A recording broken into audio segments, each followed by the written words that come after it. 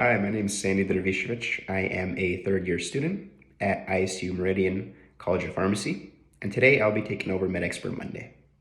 So today, I'm here to talk to you about the influenza vaccines, particularly the high-dose influenza vaccine as well as the live attenuated.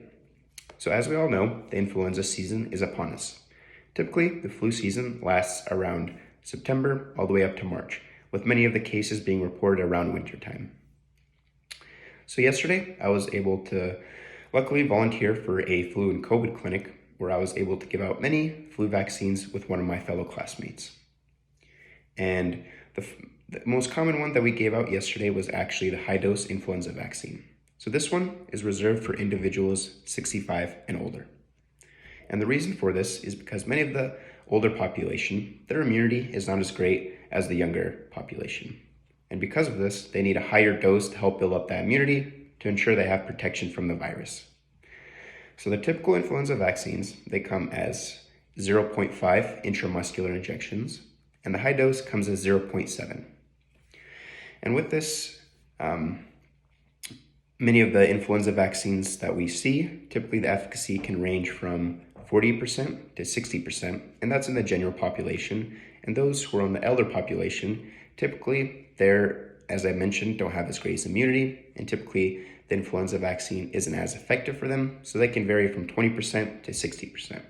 And the amount of efficacy that we get from the vaccines depends on the type of flu season that we're having.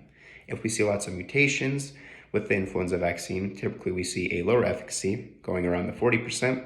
If we're able to make a great vaccine that covers the influenza virus that we're experiencing, it can range from that 60%.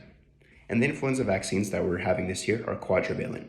What this means is there's 2 strains of influenza A as well as 2 strains of influenza B to make sure we have a broader coverage against the virus. The second dose that I want to talk about and the second vaccine is the live attenuated influenza vaccine. So this comes as a nasal spray. This is reserved for individuals who are greater than 1 year old all the way up to 49 years old.